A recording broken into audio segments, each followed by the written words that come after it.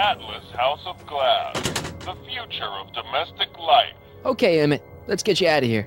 Emmett! Emmett, don't listen to him. He's crazy. I'm still not sure about this business proposal, Mr. Sagan. Let me explain it again. Atlas Glass, unbreakable and soundproof. Soundproof glass. Great. Our living space can be configured to meet the needs of any family. Need a private study? Simply slide the walls in, or slide them out again to create a spacious banquet hall. Emmett, get out of this place and back to your booth. You're gonna miss the demo. Come on, Emmett, look up here. Ah.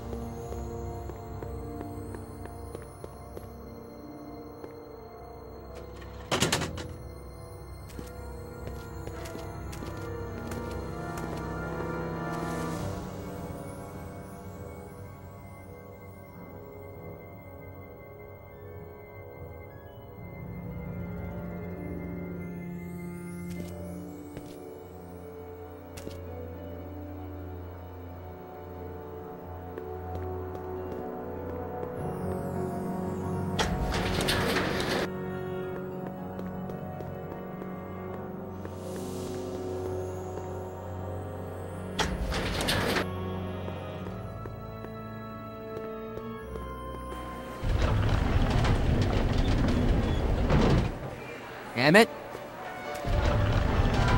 Where'd you take him now, Doc? Next up on our roster, a man who saw the possibilities in pond scum. Welcome, Ernest Philpott! Thanks, Trixie, Technique. I'm truly honored to be here today among all you pointy-headed type people. Like the lady said, I labor in the field of pond scum. Algae, ladies and gentlemen. I don't even like algae cakes, but free samples are free samples. Through diligent study and countless hours of experimentation, I believe I have unlocked the secrets of this. Excuse me, sir. I'm looking for a tall, thin, older gentleman. He might have been with a tall, thin, younger gentleman. I know just who you're talking about. Hey, just now, about a minute ago. If you hurry, you might catch that. Vitamins A through J, along with enough protein. I know you're in there, Doc. Now, people haven't been getting the benefit of all this nutrition on account of the less than appetizing nature of the algae herself. Quit fooling around, Doc. What have you done with them? Harry! What are you doing? You can't assault the exhibitors! You don't understand. He's kidnapped Emmett. The boy's obviously confusing. I'll say he is. You want I should toss him out on his ear? That won't be necessary. Do you know who that is? That's Jacques Duteau of the Oceanic Institute. No, it's not. It's... Please, keep it down. The Expo went through a lot of trouble and expense to secure Professor Duteau. We can't afford to antagonize him. But if you've got a complaint against him, we can straighten it out after the show. But if you make another scene like that, I'm afraid I'm gonna have you expelled from the hall.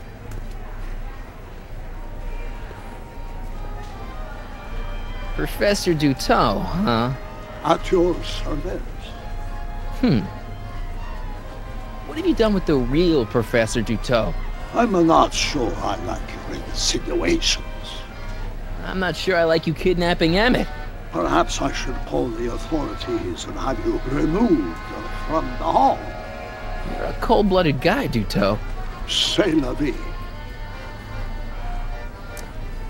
Take off your helmet. I prefer to leave it on. The inland air is difficult on my sinuses. Where'd you stash Emmett? In the diving bell? It's called a bathysphere. Aha! So Emmett is in the bathysphere. I don't know what you're talking about. I think I'm gonna take a closer look at that bathysphere. Not without a ticket, I'm afraid, sir. Hey! Is this guy trying to bum a free ride? No. See that you don't. Feels good to be on the right side of the law.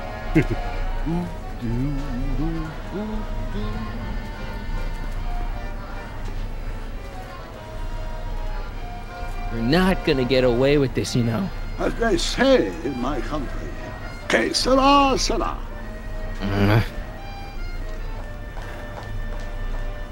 Thank you, Ernest. Do be sure to drop by his booth and sample an algae cake.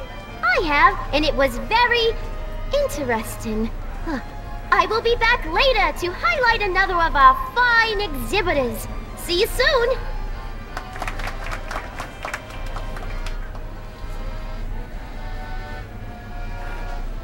Yo, Doc. You would like to learn about the mysteries under the sea? Yeah, that's exactly what I want to learn about. Take a ride in a bathysphere. Your bathysphere. I'd like to see the inside of it. Can't get in without a ticket, I'm afraid. Keep it up, Doc. Oh, I intend to.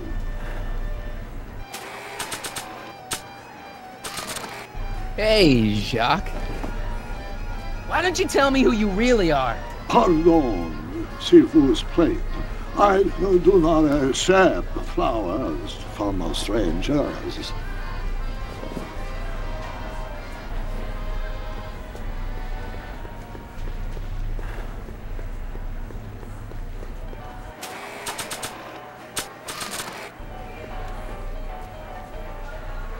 Okay, call me a snoop.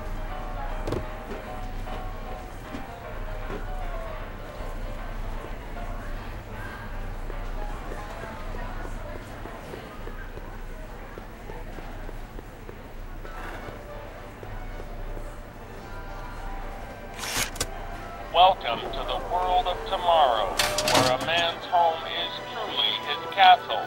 Here, gratification is just always a push of a button away. In the house of the future, phone conversations will be completed in the privacy of the personal phone helmet. Please recite the phone number you wish to dial, or say hang up to terminate your phone helmet experience. Klondike 4253. Jeez, always with the phones. Yeah? It's me, Carl. Oh, hi, Mr. Sagan. What can I do for you? Can you put Edna Strickland on the phone for me? Sure thing, Mr. Sagan. Hey, Strickland! Somebody actually wants to talk to you. Mr. Sagan, I didn't expect to hear from you again till after the expo.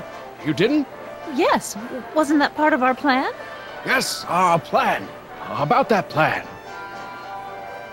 I'm a little unclear on the details of our plan. Unclear? But it's your plan. I mean, I'm worried that you're a little unclear on the details. What details? All I'm supposed to do is use my poll with Detective Parker to get Emmett's demonstration canceled while you keep Emmett distracted. You are keeping him distracted, aren't you? Oh yes, he's a very distractible young man. Oh, that's what I keep telling everyone. There's been a change of plan. What? Yes, I've changed my mind. I think we should let Emmett go through with his demonstration. But you told me it could be dangerous, and that Yakov Smirnov was a foreign agitator, that the only way I could get Emmett back would be to scoop him up after his dreams were shattered, and Yes. I said a lot of things, but I was a little crazy at the time. The important thing is, now I think you should let Emmett go ahead with his little demonstration. Oh, I get it. What?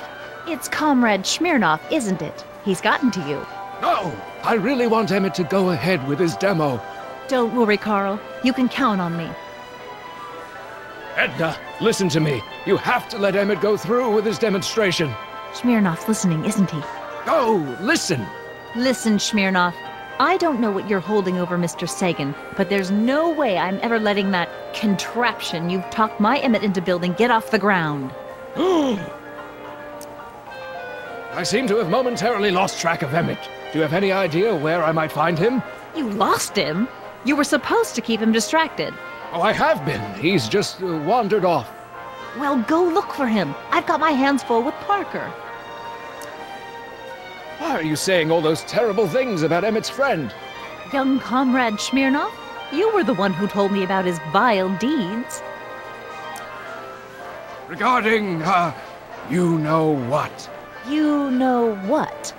The little matter we were whispering about yesterday. Oh, that!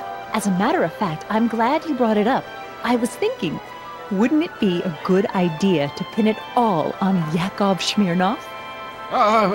Pin what on him exactly? You know, it! Oh, I get it. You're still sore about going to jail. That was the dog's fault. If he hadn't come glumping up to me right after I started the fire, I could have gotten clean away, and I never would have had to divert suspicion to you. She's the speakeasy arsonist. Carl, is somebody with you? No, it's just you and me. You know, I don't think I ever asked you why you burned down all those speakeasies. Why? Because no one else was doing anything about them. Every night they'd open up their doors serving illegal drinks and loose women, flaunting their depravity to the world, and the authorities did nothing. So I did what any right-thinking, rock-willed woman would do. I took action. Oh, and such a gorgeous action it was, too. The fires were so beautiful. The alcohol made them go up in such pretty blue flames. Where was I? You were explaining why you burned down the speakeasies. Yes. Did you find my answer to your liking? It was very revealing. Hang up. What? Jeez, Edna was always a loon. I hope that confession's good enough for Parker.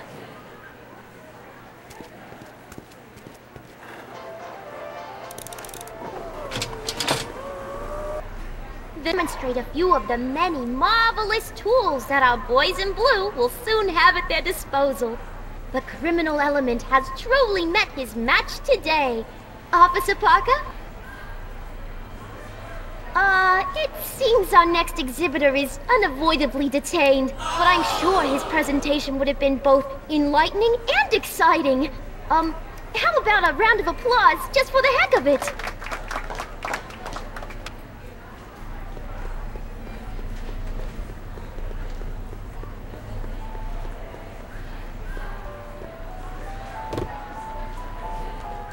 You know, I don't think I ever asked you why you burned down all those speakeasies. I think a lot of people are going to be interested in that answer.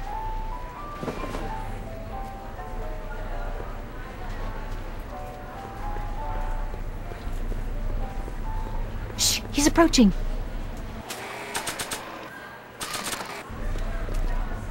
Hey, Danny. Do you mind, comrade? We're busy trying to protect the expo from the likes of you. This'll only take a minute. Our plant recorder. It's not a good idea to steal police property, you know. Listen. You know, I don't think I ever asked you why you burned down all those speakeasies. Why? Because no one else was doing anything about them. Detective Parker, surely you're not going to believe this crudely manufactured forgery of a recording. I'm not sure what to believe, ma'am. But based on this crudely manufactured forgery, I'm afraid I'm going to have to ask you to come down to the station to answer a few questions about your whereabouts on the night of the speakeasy fires. Oh, very well. Heavens, what's that? You know, one of these days I should really stop falling for that. Hey, does this mean that the barricades can come down from Emmett's booth? Let's take that as a yes. Nice of Trixie to give me these tickets. They're supposed to get me into all the big attractions.